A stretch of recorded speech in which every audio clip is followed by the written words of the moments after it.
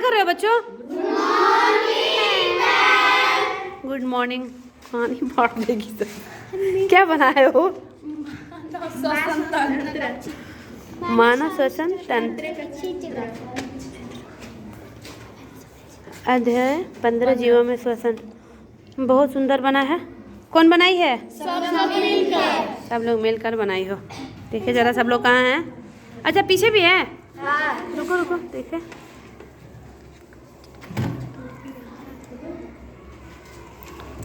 ठीक है, बहुत सुंदर है। बताना आपने। मैम, जब हम सांस लेते हैं तो ऑक्सीजन युक्त हवा नासा द्वार से होते हुए नासा गुहा, मुख गुहा, ग्रसनी, श्वास नली, फेफड़े से होते हुए वायु कोश में भर जाता है और पुनः बाहर कार्बन डाइऑक्साइड। जब हम सांस छोड़ते हैं तो कार्बन डाइऑक्साइड युक्त हवा इन्हीं मार्गों से होते हुए बाहर निकल जाता है। हाँ अच्छा, जब हम सांस लेते हैं तो इस श्वसन मार्ग के नाम आप लोग बनाए हैं ना। श्वसन अंग के बना दिखाए हैं पूरा। जब हम लोग सांस लेते हैं तो ऑक्सीजन युक्त हवा इन्हीं श्वसन मार्गों के माध्यम से होता हुआ आता है और जब सांस छोड़ते हैं तो फिर इन्हीं मार्गों से होता हुआ वापस चला आता है। ठीक है, बहुत सुंदर। मैम, ये पिंक कलर का डायफ्राम फेफड़े सुकूनने और फैलने में मदद करता है। अच्छा, ये डायफ्राम है ना। हमने एक एक्टिविटी भी बनाया है। अच्छा, डायफ्राम का एक्टिविटी, डायफ्राम का रोल दिखाने के लिए। अच्छा दिखाओ, बताओ कैसे है। श्वास नली है वो पिंक कलर है ना, उसमें हाँ वो फेफड़ा है, वो ये डायफ्राम है। अच्छा दिखाओ करके। मैं देखिए मैम, ये जब डायफ्राम ऊपर जाता है तो ये फेफड़ा सिकुड़ जाता है। हाँ। और जब नीचे आता है तो ये फैल जाता है। अच्छा दिखाना करके दिखाओ। देखिए मैम। अच्छा बिल्कुल, बहुत अच्छे, बहुत ही अच्छा लगा। श्वास नली है, आपने इसको फेफड़ा की तरह दिखाया है ना। ये ब्लू वाला डायफ्राम है। नीचे करो एक बार। हाँ बिल्कुल ऐसे ही, वेरी गुड, बहुत अच्छा। क्लैपिंग करो इसके लिए। ठीक है, बहुत अच्छे से सीख रहे हैं आप लोग ना। हम जानते हैं कि सभी सजीव जीवित रहने के लिए सांस लेते हैं।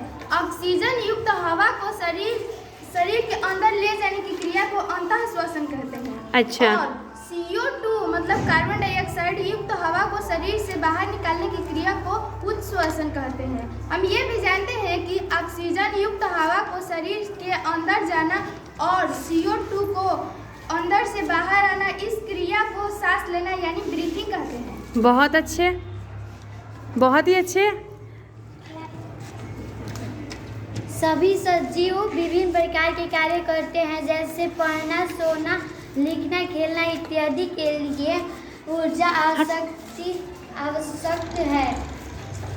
भोजन ऊर्जा संग्रहित जो जैव रासायनिक अभिक्रिया के श्वसन के दौरान भोज्य पदार्थों का अपघटन के परिणाम स्वरूप मुक्त होता है। ऑक्सीजन के द्वारा ग्लूकोज के अपघटन के फलस्वरूप कार्बन डाइऑक्साइड तथा जल बनता है और ऊर्जा मुक्त होती है। यह क्रिया कोशिका के अंदर होती है, अतः इस क्रिया को कोशिकीय श्वसन कहते हैं। बहुत अच्छे, बहुत ही अच्छे। जैसे आपने बताया कि सांस लेना किसे कहते हैं और श्वसन किसे कहते हैं। बहुत अच्छे।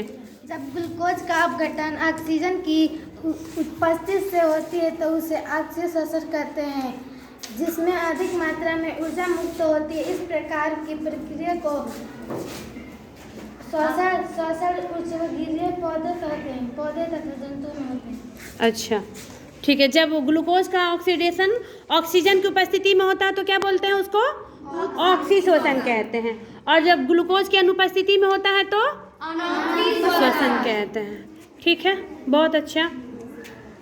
जब ग्लूकोज का अपघटन ऑक्सीजन की अनुपस्थिति में होता है तो उसे अनॉक्सी श्वसन कहते हैं। अनॉक्सी श्वसन के फलस्वरूप अल्कोहल, कार्बन डाइऑक्साइड तथा कम मात्रा में ऊर्जा होता है। अच्छा, इसे किण्वन भी कहा जाता है। इस प्रकार का श्वसन मुख्य रूप से सूक्ष्म जीवों में होता है। बहुत अच्छे।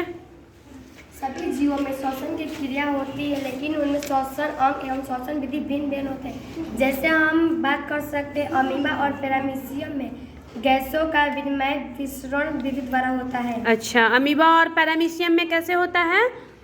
विसरण के द्वारा होता है। और हरे पौधों की पत्तियों में रंध्र पाया जाता है। इन्हीं रंध्र के माध्यम से पौधों में कार्बन डाइऑक्साइड एवं ऑक्सीजन का विनिमय होता है। बहुत अच्छे, यानी हरे पौधों में उनके पत्तियों में स्टोमाटा होता है, जिन्हें रंध्र कहते हैं। उन्हीं से हरे पौधों में गैसों का विनिमय होता है। बहुत अच्छे। लेकिन केंचुआ जो है वह अपनी त्वचा के माध्यम से सांस लेता है।